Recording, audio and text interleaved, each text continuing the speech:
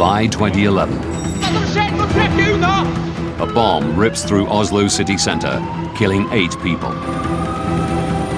On an island 40 kilometers away, over 500 teenagers are running for their lives. Everyone get out! A lone gunman is methodically hunting them down.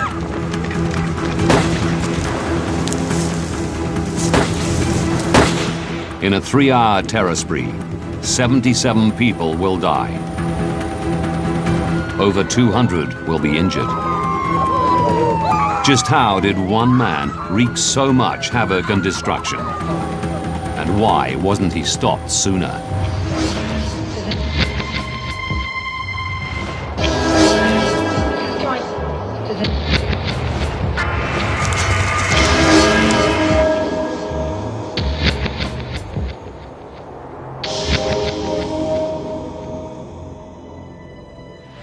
Norway, Tarifjorden, 40 kilometers outside the capital, Oslo. July the 22nd, 2011. On the tiny island of Utøya, the Norwegian Labour Party is holding its annual youth summer camp. Hege Haugland is one of 500 teenagers attending.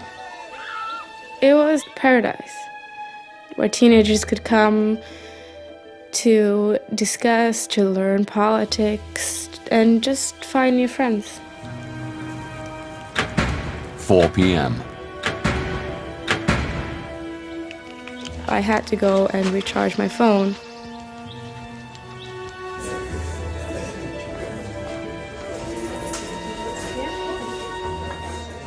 When I was in the hallway, I heard rumors about a bomb in Oslo.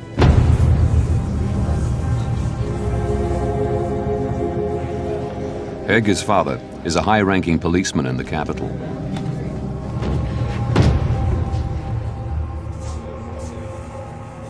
Dad? Are you okay? Where are you? It's just that I heard something about a bomb. Are you involved? And he said he was on his way back to work and I shouldn't disturb him.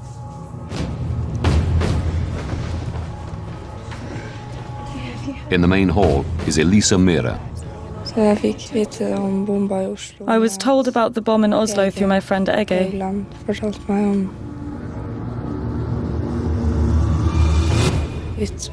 We were then told that an information meeting was to be held. 4:30 p.m. Hi guys, can I have your attention please? The camp's leaders gather all the teenagers.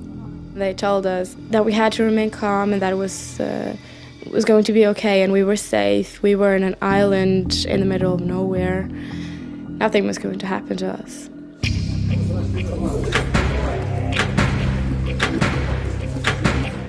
"21-year-old Johannes Dahlen Giske helps out on the ferry between the island and the mainland. He gets a message on his walkie-talkie. They say that there's a policeman who wants to cross to the island. I left this meeting and I called the captain and said, there's a policeman who wants to cross. And he said, okay, meet me down at the boat.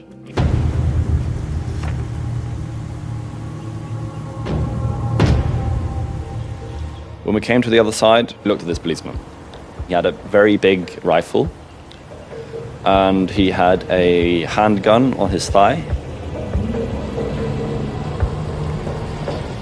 He appeared to me just like a policeman.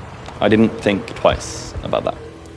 He had said that he was from the secret police and he was going to search the island for bombs.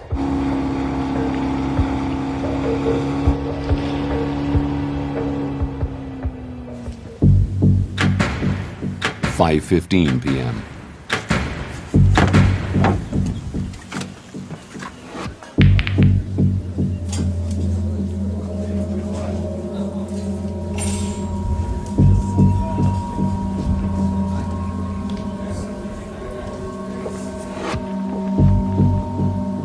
The camp manager and a security guard come down to intercept him. They're suspicious about the weapons he's carrying.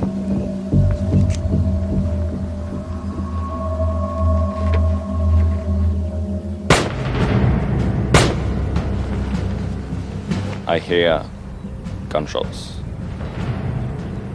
And I look up to my left, and 30 meters away from me, this guy is standing and he is shooting down on the ground.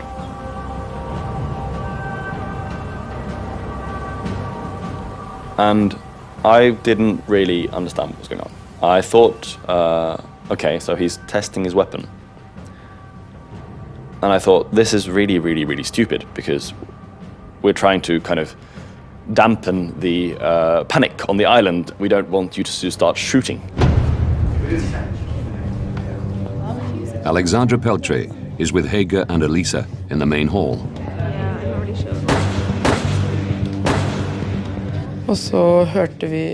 We first believed it to be firecrackers or fireworks. People got quite annoyed and felt that this was very unnecessary, as we had just been told about the bombing of the government offices.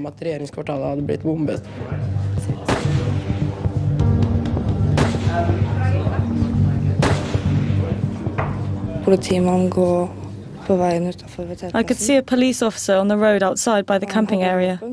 He was armed, but he was just strolling around, and I believed he was there to catch the perpetrators. But I was wrong. There's someone being shot! There's a gunman who's just shot someone! What? There's a gunman who's just shot someone! Get out! Everyone get out! Panic breaks out. I, like everyone else, just join in the screaming. Everyone get out! People started running around and we didn't know what to do.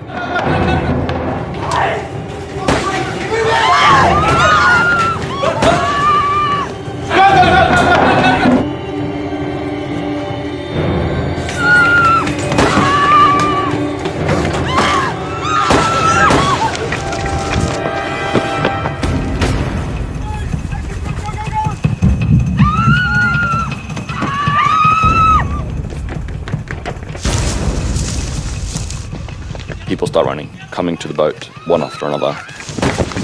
There was a general feeling of emergency and urgency to get away from this island.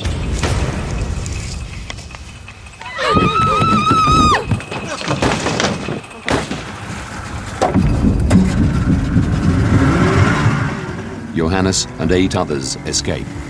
Wait! Hey! Wait! Wait over here! Come back! Please come back! Stop! Come here! I saw the ferry driving off and we tried to contact them by waving our arms in the air, but the boat just continued to drive away.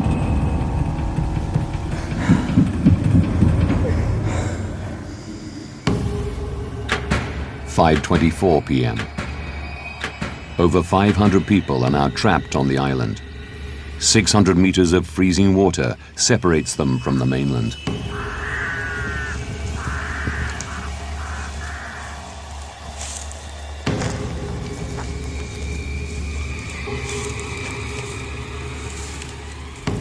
The gunman is at the main campsite in the heart of the island.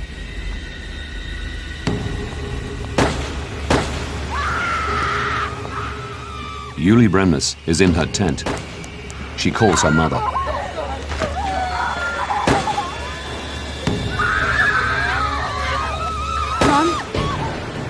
Mum, there's a lunatic on the loose. It's killing everyone. She called me and said, "Mommy, there is a maniac shooting around here. I'm trying to get the police, but I don't reach them." I realized that she was scared for her life.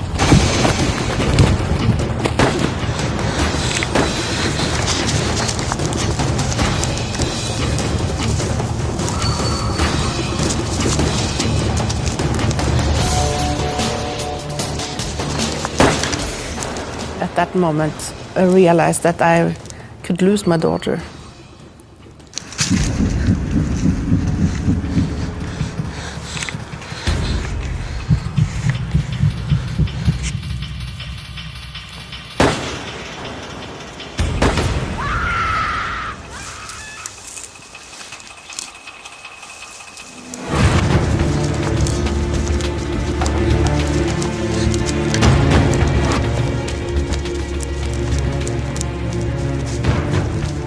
I distanced myself from the situation, and all I was thinking of was to survive.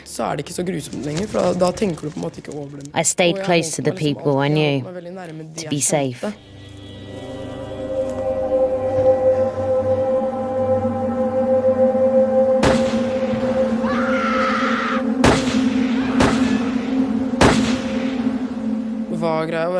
We heard shooting all the time.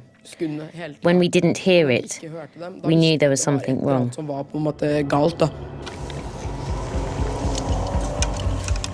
The shooting only stops for the gunman to reload.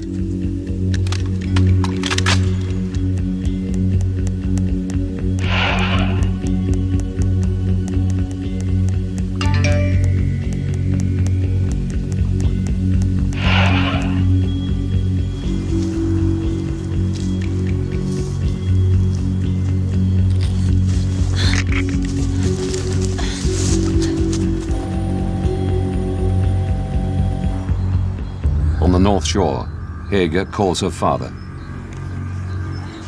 He's in a meeting with Delta, Norway's counter-terrorist unit.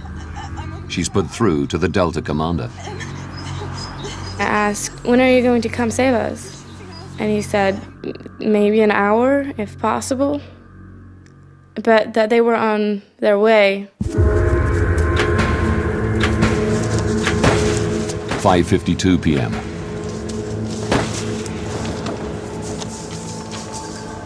The gunman is approaching the pump house on the northern shore.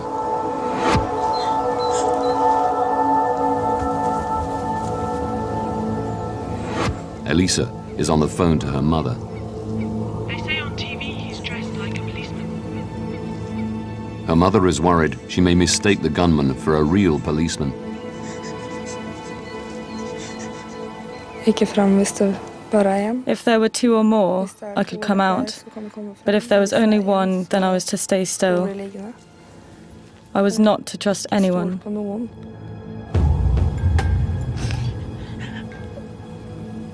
And then we could see movements in the forest. I hung up with my mum. It's safe. You can come out now. Everyone come out now! That's when I decided to jump in the water, knowing that it couldn't possibly be true.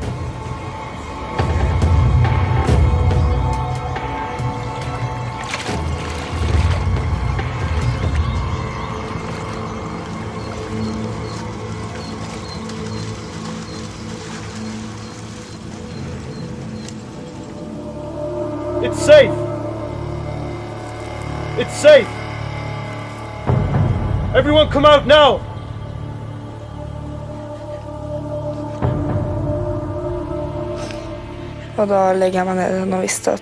I knew what was coming.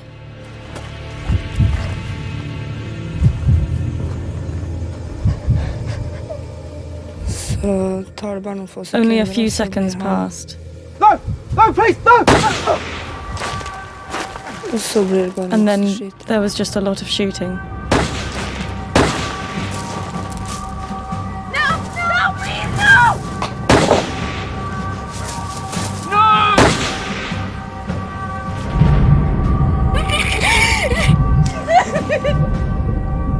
I was so cold and tired that I had to swim on my back, and that's when I saw him for the first time, shooting very coldly at some of the people that I got to know. I started to scream, "I'm gonna die, we are all gonna die."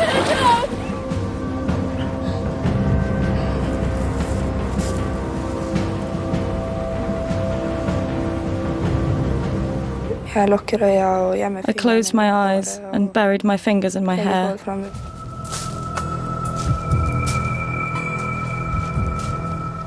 I just stayed very still and pretended I was dead.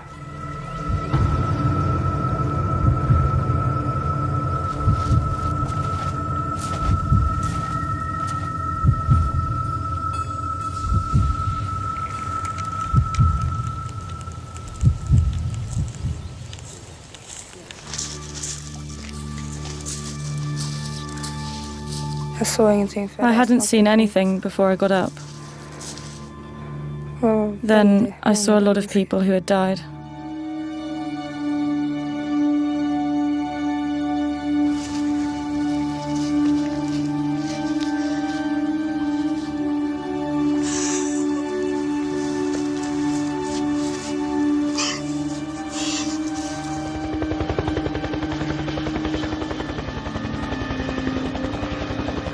Helge is one of a number of people swimming for the mainland.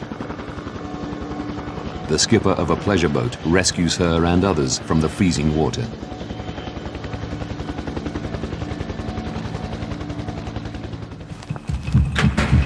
"6:15 p.m. On the island, Yuli is still trying to escape.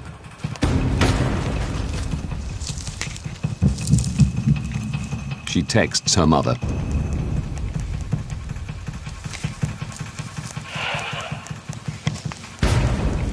You feel so helpless when you're several hundred kilometers away from your daughter and you can't help her in any way.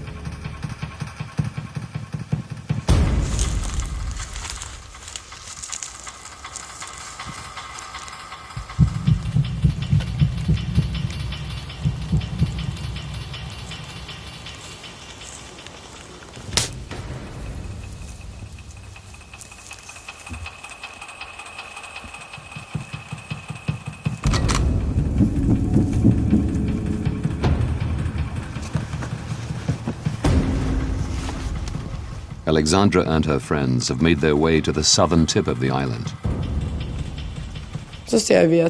We can see a helicopter arriving. Thinking it's the police coming to rescue them, some come out of hiding. Down here! Help! Help! Help! Help! Help! Og vi begynner da å rope etter hjelp. It tilts slightly, and people start waving and signaling. But the helicopter never lands. It is in fact a camera crew from a television station. Suddenly, a man turns up. Please help us! Please help us!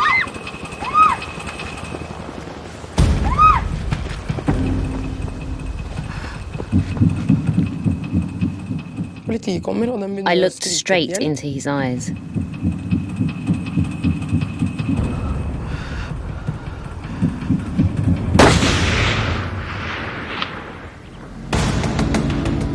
"6:25 p.m. A group of Delta officers approach the island. Overseeing the operation is Tarje Klevengen. As they are on their way in towards the quay, they hear shooting from the southern tip of the island. They also see persons at the waterfront there. So when they go ashore, they walk straight south.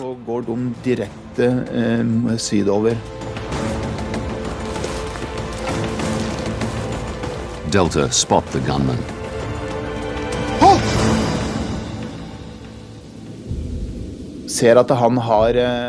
They can see that he's wearing a vest. It's bulging. So to them, it may be a bomb belt. They order him to stop. He continues to walk towards my men.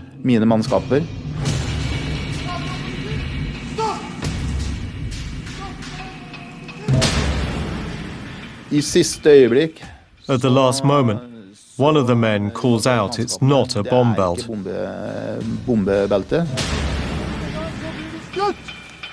Stop! Stop!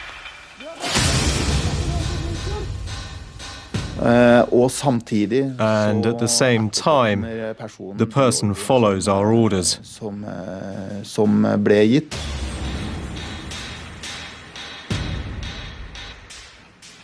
But it was really close.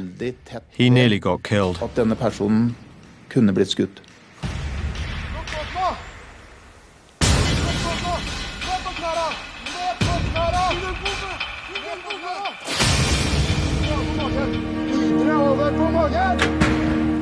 ""6:34 p.m.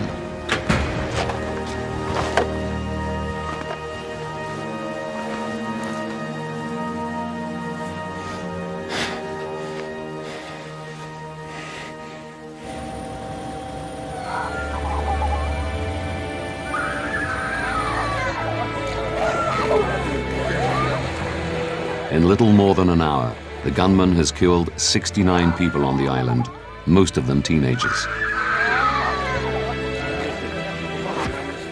Mariana Bremnes' daughter, Julie, is amongst those who escape unharmed. I called my mom and my friends and I cried. And I told them that we were safe and we were off the island. Just told her how I love her, and she said the same back to us, and that was really, really a moving moment.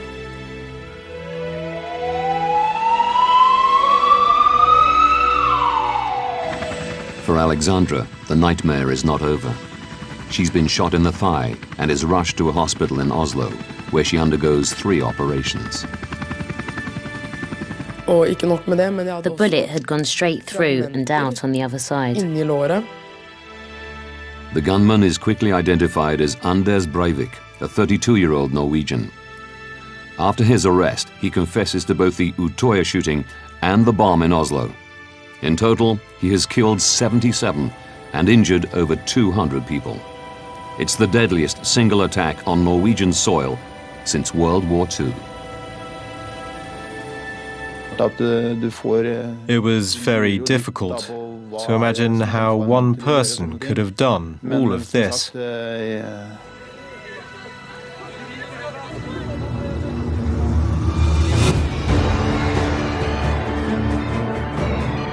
Now, by rewinding the events leading up to July the 22nd, we can reveal how just one man was able to wreak so much havoc and destruction, and why he wasn't stopped sooner.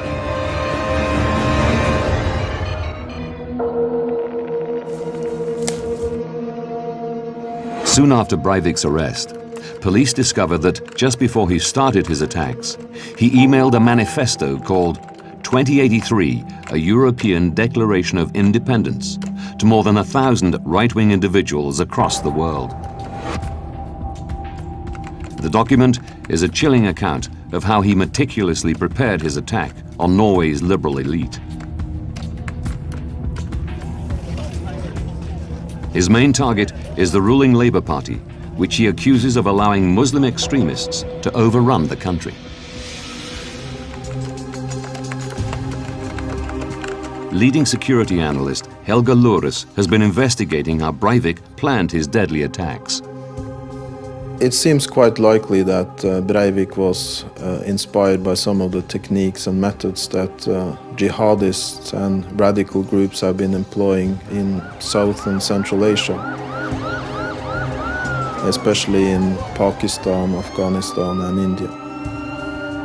Copying the tactics of his enemy, Breivik will create widespread chaos with multiple attacks that divert and confuse the security forces.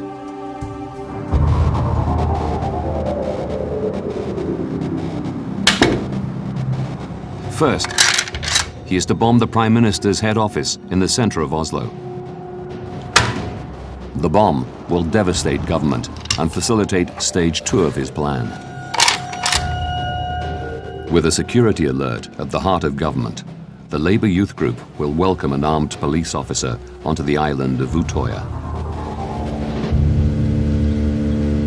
There are many elements that need to fall in place in order to be able to carry out such an act. He had the ability to foresee what would happen and how, in his own words, difficult it would be to carry out. 3 p.m. on the day of the attack.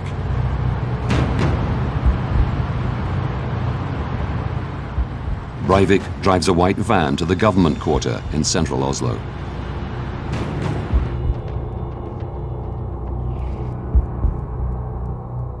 Security guard Tor Inge Kristoffersen is monitoring CCTV cameras from the basement of the government offices.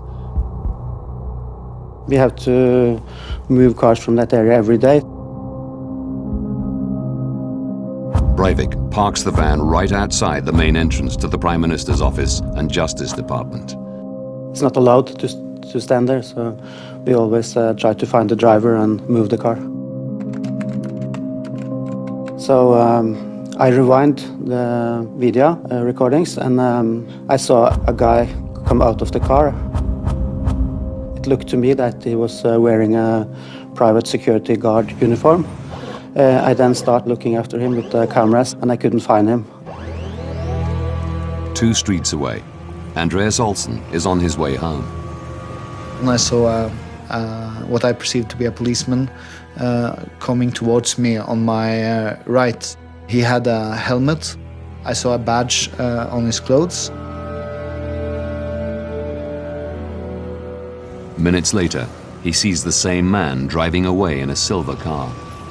And that was when I became suspicious, because he drove in the wrong direction in the one-way street. And I wrote down the plate number. 3:22 p.m. Back at the CCTV control room, Tor zooms in on the van to see if there are any identifying marks. As I zoomed in on the number plate, the car exploded.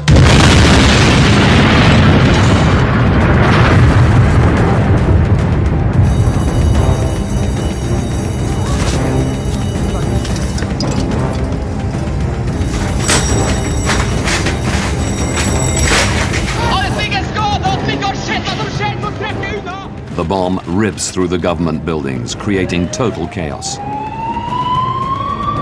8 people are killed.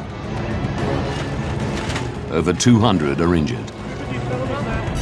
When he hears about the explosion, Andreas makes the connection. I thought, okay, this is something I should notify the police about. This might be a relevant observation. The police now have a description of a suspect, as well as details of his car and number plate. Concerned about the possibility of further explosions, the police announce an evacuation. With no cordon or checkpoints to stop him, Breivik is able to slip away to his second target, Utøya. Phase 1 of his plan has succeeded. Police union leader Arne Johansen has been analyzing the security failings that allowed a bomb to be planted on the Prime Minister's doorstep. We are very naive when it comes to believing that huge tragedies never strike Norway, only others.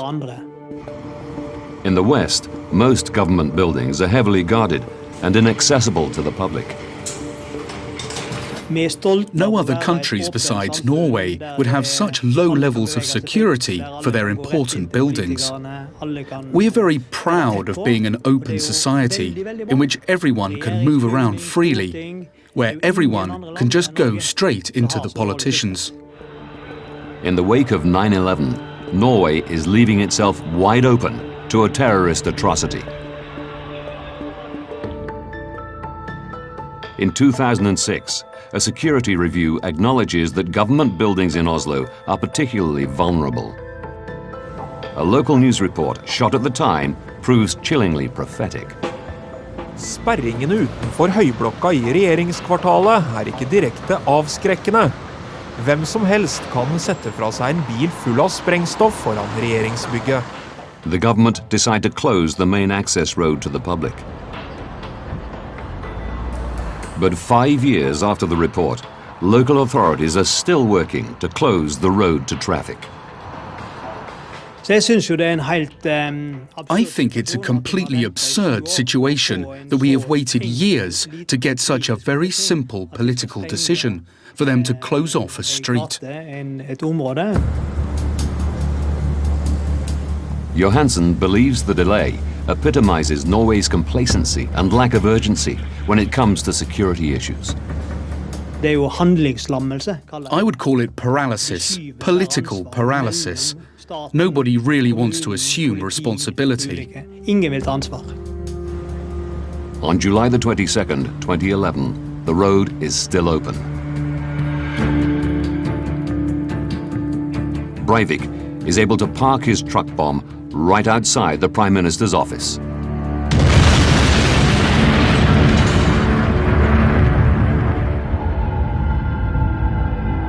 But for Breivik's plan to succeed, the bomb needs to be large enough to cause destruction on a massive scale. He decides to construct a 950-kilogram fertilizer bomb.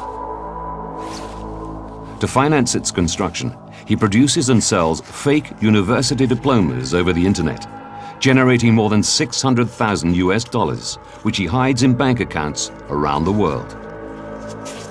Norway's security services now need to understand how Breivik was able to prepare for his attack without ever being detected. It seems that he was a lone wolf, so any kind of infiltration becomes very difficult. But not impossible. Luris discovers that Breivik did come to the attention of the authorities on 2 occasions. In May 2009, he sets up a farm business to act as a front for making a fertilizer bomb. It allows him to purchase 6 tons of fertilizer without raising suspicion. Being a farmer, you can, or up till July 2011, acquire fertilizers. There is no background check. But one of his purchases does alert the authorities. In December 2010, he buys a component for a detonator, sodium nitrate, from a Polish chemical supplier. The supplier is on the watch list of Global Shield, an international customs corporation that tracks the trade of dangerous chemicals.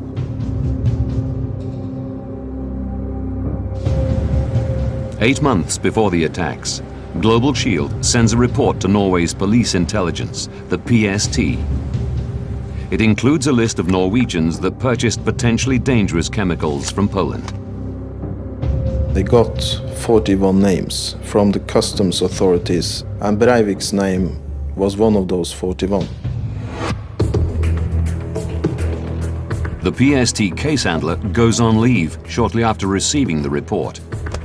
Breivik is not interviewed, and he's not placed on any intelligence register.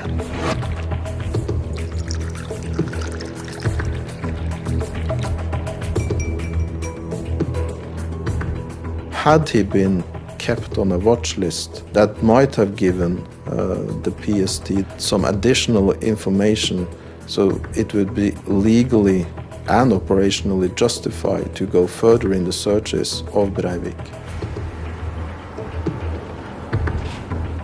Breivik makes further purchases of dangerous chemicals from Poland. Had intelligence been aware of these, they might have started an investigation. Instead, Luris believes it's likely that Breivik fell off the intelligence radar. If additional information is not arrived within those 4 months, they are required to actually discard information. Breivik's purchases do not trigger an investigation. He's free to make his bomb completely unopposed.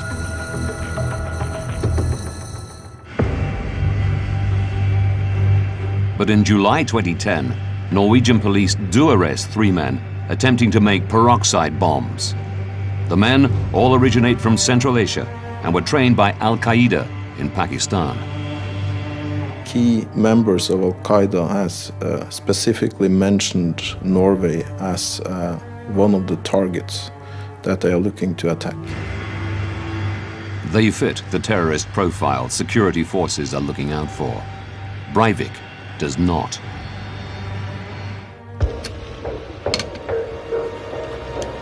The next time Breivik is flagged as a risk is when he attempts to buy guns, an automatic rifle and a Glock pistol. Hunting in Norway is a quite common activity, which means also that a lot of people own their own rifles.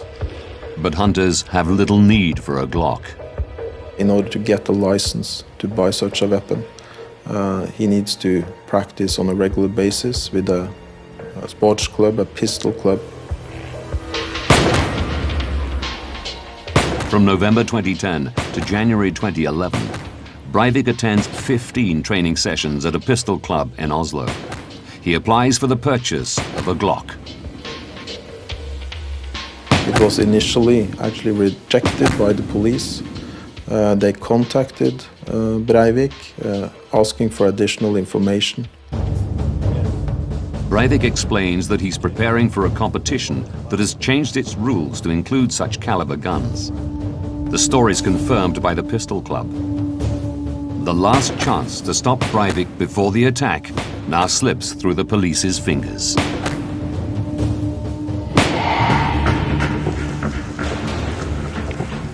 It's now left to Norway's security services to stop him on the day of the attack.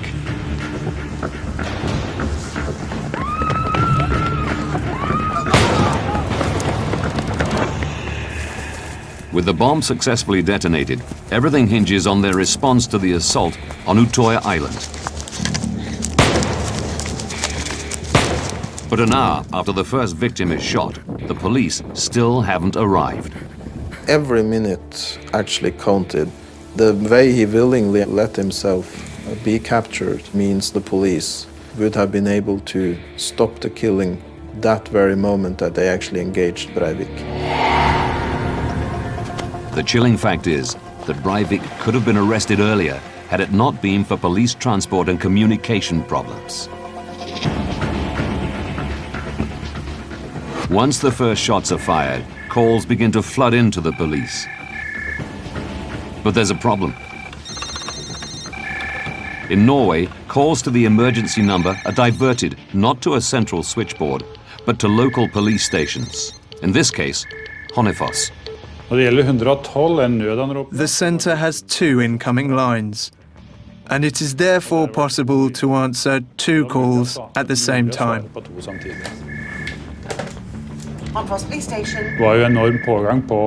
However, the number of calls was extremely high, so we opened more lines. Then we could see there were 40 calls waiting.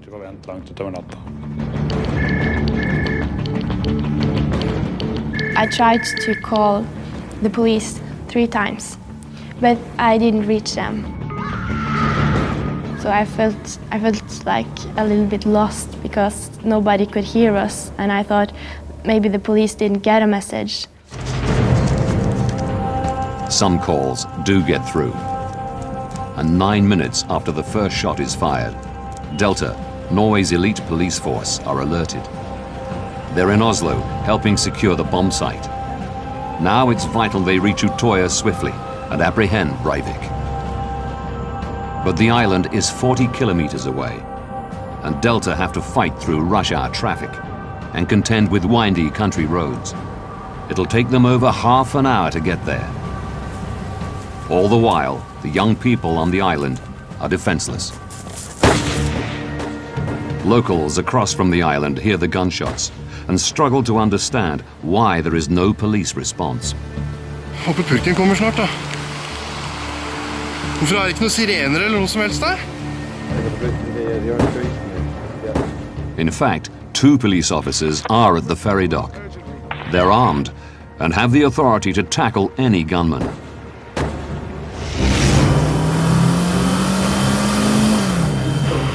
Delta Force are desperately trying to get in contact with them.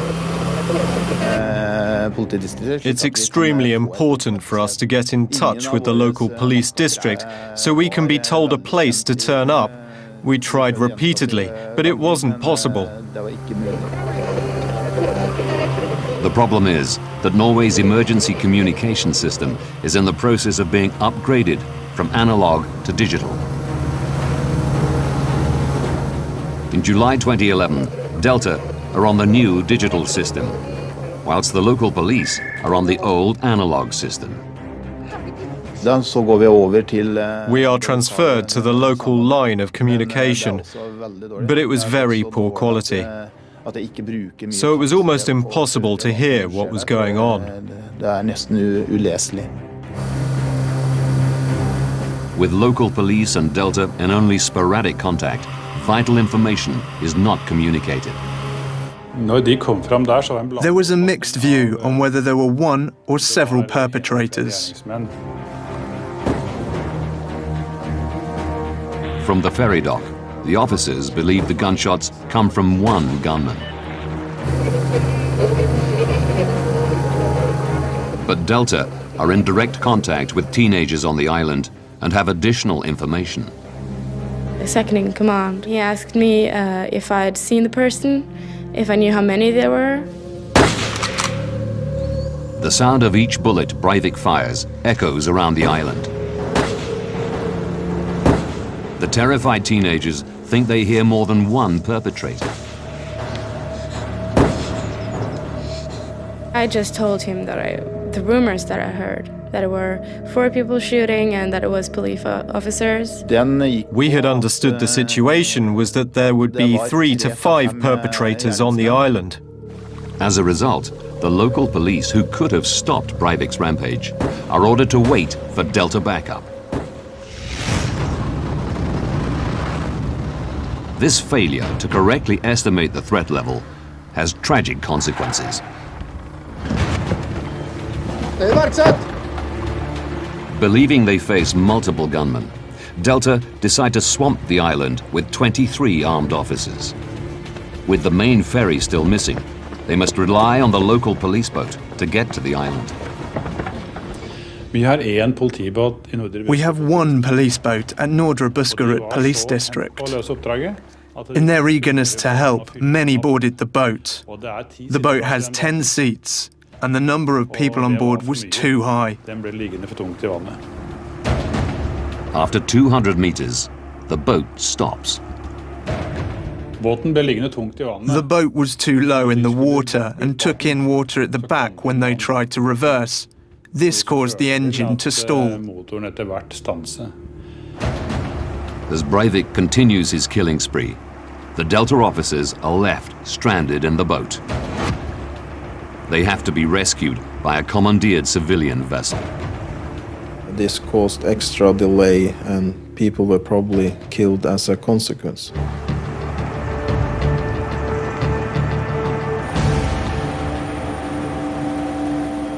Delta finally set foot on the island at 6:25 p.m., 55 minutes after they were first notified. Now, having delved into the investigation, we can uncover the failings that led to 77 dead and more than 240 injured.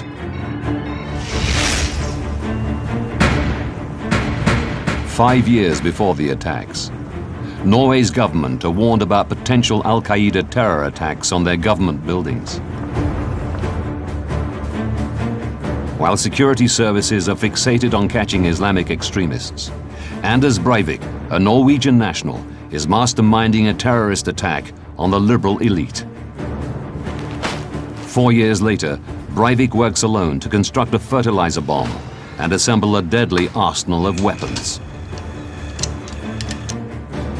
Intelligence failed to realize the internal threat from the far right, and Breivik's preparations go undetected. 1 hour, 16 minutes to tragedy. Breivik emails a hate-filled manifesto to right-wing extremists around the world. He then prepares himself a cocktail of drugs to psych himself up for the attacks. 9 minutes to go.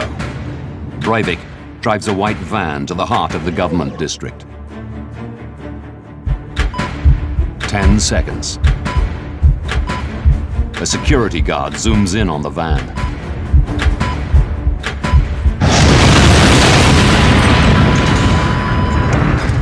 Eight people are killed. Many more are injured.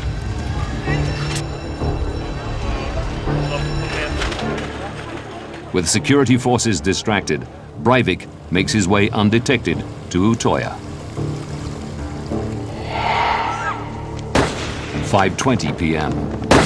2 hours after the bomb blast, Breivik reaches the island and fires his first shots.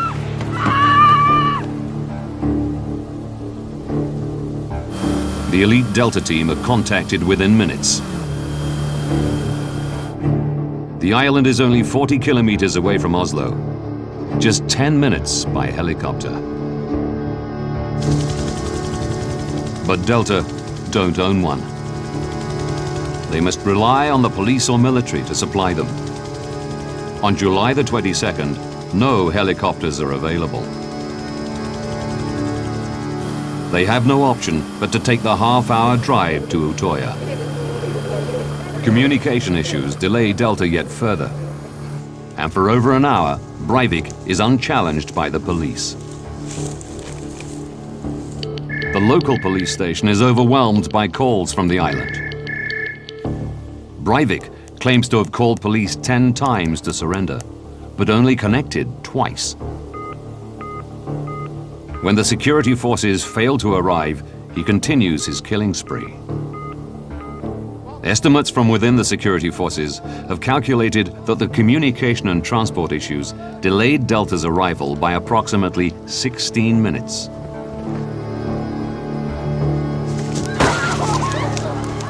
It's believed that 20 people lost their lives during those last 16 minutes.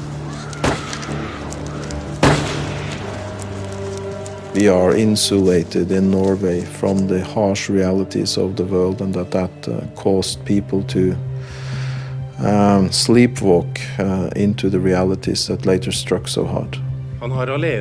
In March 2012, both the police and the PST admitted operational failings and publicly apologized for not stopping Breivik earlier.